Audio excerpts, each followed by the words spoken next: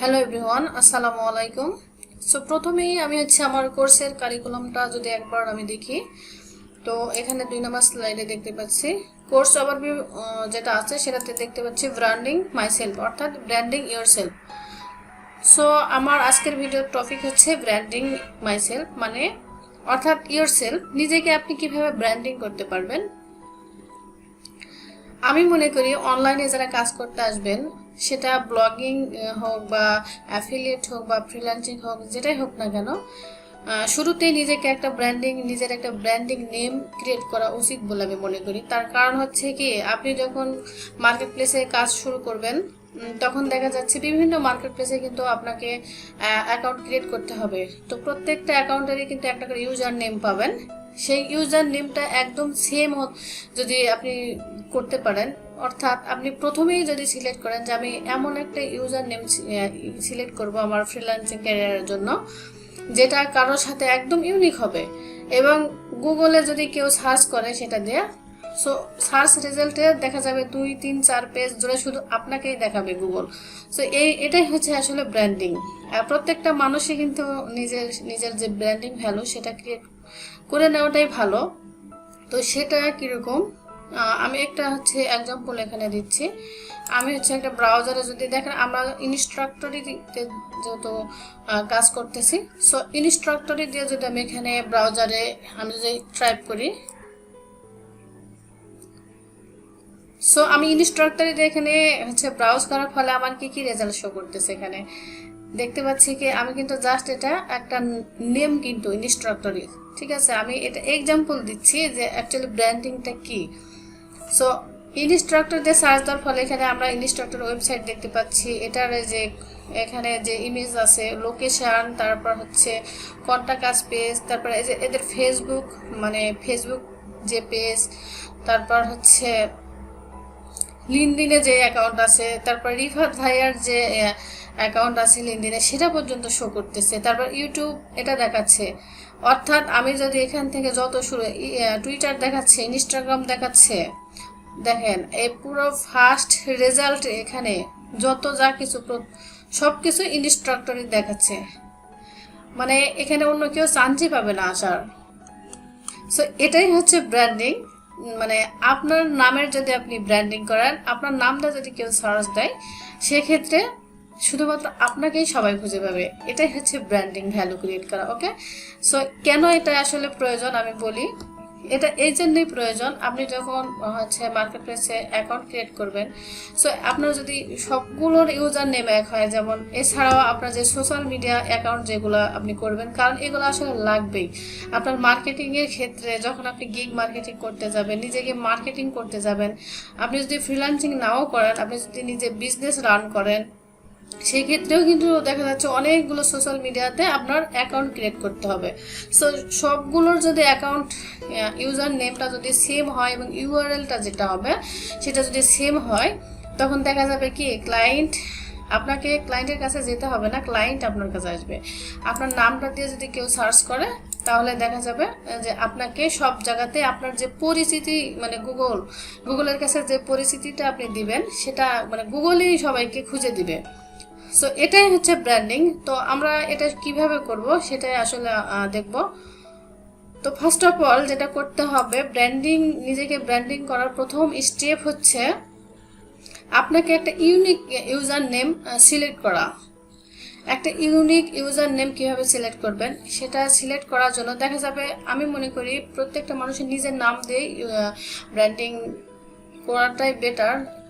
আর কেউ যদি কোনো বিজনেস রান করেন না, সেক্ষেত্রে আলাদা কথা।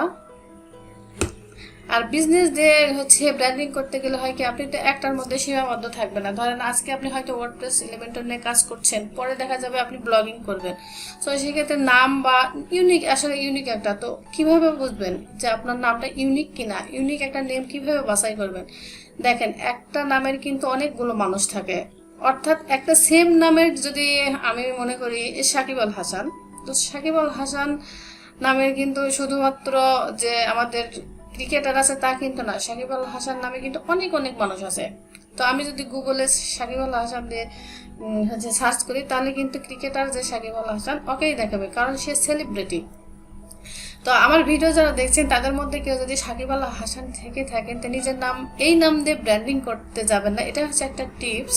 তার কারণ হচ্ছে এই নামে অলরেডি একজন ব্র্যান্ডিং হয়ে আছে, অর্থাৎ এখান থেকে আমরা বুঝলাম যে কোনো সেলিব্রিটির নামে ব্র্যান্ডিং করা যাবে না, কারণ অলরেডি সে সেলিব্রিটি হয়ে আছে সেই নামে, সো সেই নামে হওয়া যাবে না। তো সেক্ষেত্রে কি করবেন, আপনার নামকে মডিফাই করতে হবে।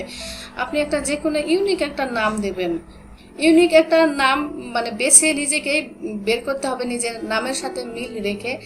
তো ইউনিক নাম সিলেক্ট করার পরে যেটা করতে হবে সেটা হচ্ছে সেই নামটার হচ্ছে অ্যাভেলেবল আছে কিনা, মানে সোশ্যাল মিডিয়া অ্যাকাউন্টগুলোতে অ্যাভেলেবল আছে কিনা সেটা কিন্তু যাচাই করতে হবে। তো বলে রাখি, আপনি যখন ফ্রিল্যান্সিং শুরু করবেন তখন কিন্তু আপনাকে অনেকগুলো সোশ্যাল মিডিয়া অ্যাকাউন্টে যে সোশ্যাল সাইটগুলো আছে সেগুলোতে অ্যাকাউন্ট করতে হবে, মার্কেটিং করতে হবে নিজেকে। তো সেই ক্ষেত্রে একটা ইউনিক নাম বাছাই করতে হবে, যে নামটি ইউজ করে প্রত্যেকটা সোশ্যাল মিডিয়া অ্যাকাউন্টে আমরা হচ্ছে অ্যাকাউন্ট ক্রিয়েট করব। সো সেটা আমরা কিভাবে বুঝবো সেই নামটা ইউনিক হচ্ছে কি হচ্ছে না। তো আমি এখানে একটা ওয়েবসাইট এই যে namechecker.com, আপনি হচ্ছে এমনিতেও গুগলে যদি সার্চ করেন নেমচেকার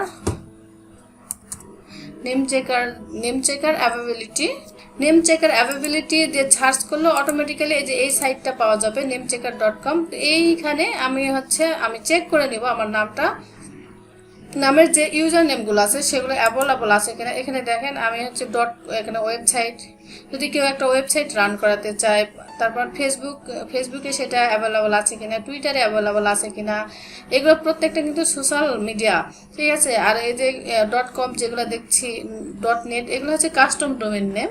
সো এগুলোতে সেই নামটার অ্যাভেবিলিটি আমাকে চেক করে নিতে হবে। তো আমি এখানে জাস্ট একটা নাম দিচ্ছি, যেমন আমার নাম রুমানা রুমি, আমার নামটা দিয়ে আমি সার্চ দিয়ে আমি দেখতেছি আসলে কি ঘটে। সো এই নামটা দিয়ে যদি আমি সার্চ দিই আমি এখানে দেখতে পাবো যে এই নামটা অ্যাভেলেবল আছে কি না। তো আমি দেখতে পাচ্ছি .com, মানে আমার এই নামে আমি ওয়েবসাইট রান করাতে পারবো, বাট ফেসবুক অ্যাকাউন্ট অ্যাভেলেবল নাই, টুইটারে নাই, অনেকগুলোতে নাই আর কি, পিন্টারেস্টে নাই।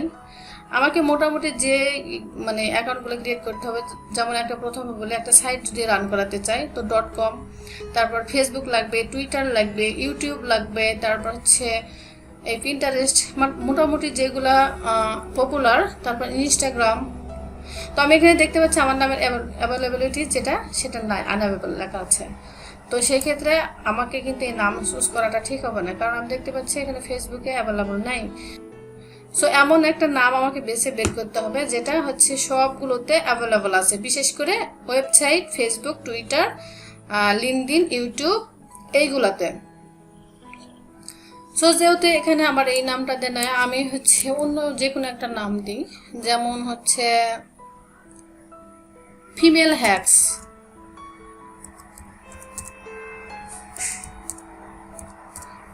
হ্যাক্স নামে যদি আমি হচ্ছে এখানে একটা চেক করি তাহলে দেখতে পাবো যে এখানে ফেসবুকও নাই, টুইটারও নাই, অন্যগুলো আছে। যদি এগুলো আবার হচ্ছে আমি নিতেও পারি, কি জন্য দেখা যাচ্ছে অনেকে এই নামটা নেওয়ার পরে কোনো পোস্টই করে না, দেখা যাচ্ছে দুই একটা পোস্ট করে রেখে দিছে, অযথা নামটা দখল করে আছে। তো চেক করে নিতে হবে যে এই নামে যে ফেসবুক অ্যাকাউন্ট বা টুইটার অ্যাকাউন্ট আছে সেগুলো আসলে কত মানে কিরকম তার অ্যাক্টিভিটিটা চেক করে যদি দেখেন যে অ্যাক্টিভিটিটা নাই, সেক্ষেত্রে আপনার নামটা কিন্তু আপনি গুগলে র্যাঙ্ক করাতে পারবেন। সো আমি এই নামটা কিন্তু নিতেই পারি, কারণ ওয়েবসাইটটা আমি অ্যাভেলেবল আছে, তারপর হচ্ছে অন্য যেগুলো সবগুলোতে আছে, শুধুমাত্র এই দুইটাতে নাই। তো বোঝাই যাচ্ছে সে এর কোনো খুব বেশি একটা অ্যাক্টিভিটি নাই। সো এই নামটা কিন্তু আমি আমার হিসেবে মানে নিতে পারি। তো এইভাবে অ্যাকচুয়ালি নিজের ব্র্যান্ডিং নেম সিলেক্ট করার পরে আমাকে যেটা করতে হবে সেটা হচ্ছে মোটামুটি এই যে গুগল অ্যাকাউন্টগুলো, সোশ্যাল যে অ্যাকাউন্টগুলো আছে, ফেসবুক, টুইটার, তারপর হচ্ছে ইউটিউব বিশেষ করে বলি, তারপর হচ্ছে পিন্টারেস্ট, মোটামুটি 5-6টা, লিঙ্কডইন, এক কথায় একটা ওয়েবসাইট, তারপর হচ্ছে ফেসবুক, তারপর টুইটার, ইনস্টাগ্রাম, লিঙ্কডইন, এই কয়েকটা হলেই এনাফ। এই কয়েকটা অ্যাকাউন্টে নিজের যে ইউজার নেম এটা দিয়ে মানে সবগুলোতে অ্যাকাউন্ট ক্রিয়েট করে ফেলতে হবে। সো যখন আপনি এই একই নাম দিয়ে অ্যাকাউন্ট ক্রিয়েট করবেন এবং রেগুলার পোস্ট করতে থাকবেন, তখন গুগল বুঝে যাবে যে এই নামের যে ব্যক্তিটা সে একই ব্যক্তি। একটা সময় দেখবেন যে আপনার ওই নামটা গুগলে র্যাঙ্ক হয়ে গেছে। এরপরের স্টেপ হচ্ছে গুগলে আপনাকে সাবমিট করতে হবে, আপনার এই নামটি সাবমিট করতে হবে। তো সেটা করার জন্য হচ্ছে এখানে একটা নতুন ট্যাব এরকমভাবে সার্চ করবেন, aboutme.google.com। তো এখানে এই লিঙ্কে যাওয়ার পরে আপনার এভরিথিং, আপনার যত কিছু সব কিছু এখানে সাবমিট করতে হবে aboutme.com। এখানে যে বেসিক ইনফো আছে, আপনার নাম এখানে দিবেন, প্রোফাইল পিকচার, তারপর এখানে বার্থডে, তারপর হচ্ছে জন্ম তারিখটা আর কি, তারপরে এখানে জিমেল অ্যাকাউন্ট, তারপর এখানে অ্যাবাউট লিঙ্ক, যে লিঙ্কগুলা আমি আগেই বললাম যে সোশ্যাল অ্যাকাউন্টগুলো ক্রিয়েট করে ফেলতে হবে, প্রোফাইল লিঙ্ক, অ্যাড লিঙ্কের জায়গায় এখানে আপনি অনেকগুলো অপশন পাবেন, কি কি লিঙ্ক, এখানে লিঙ্কের নাম দিবেন ফেসবুক, তারপর ফেসবুকের লিঙ্ক এখানে সাবমিট করে দিবেন। ওকে, তারপরে যে ইন্ট্রোডাকশন, এগুলো দেখলেই আসলে বুঝতে পারবেন আপনাকে কি করতে হবে আর কি করতে হবে না। তো এটা যখন করবেন, এটা করার কারণ কি, আমরা যদি এখানে দেখি এই যে ডান দিকে আমরা কিন্তু এটা লোকেশন, যে ইনস্ট্রাক্টরের যে ইমেজ, তারপর লোকেশন সবকিছু আমরা কেন দেখতে পাচ্ছি, কারণ গুগলের কাছে ইনস্ট্রাক্টরের ওনার তিনি সবকিছু সাবমিট করে রেখেছেন, যার জন্য গুগল সবকিছু কিন্তু দেখাচ্ছে। তো এটা করার পরে আমি মনে করি এতখানি করলে আপনি গুগলের র্যাঙ্ক হয়ে যাবেন। কারণ হচ্ছে যখন দেখবে সবগুলো সোশ্যাল মিডিয়াতে যখন দেখবে একই নামে ব্যক্তি কিছু পোস্ট করতেছে, অ্যাক্টিভিটি একই রকম, সো ওই নামে যখন কেউ ফিমেল হ্যাক্স নামে যদি সার্চ করে, তখন দেখা যাবে যে সব হচ্ছে যে লিঙ্কগুলো সবগুলো একদম ফার্স্ট পেজে শো করতেছে। তো এটা এইভাবে আমরা ব্র্যান্ডিং করতে পারি নিজেকে। সো একজন বিগিনার হিসেবে এতটুকু ব্র্যান্ডিং করলেই ইনাফ।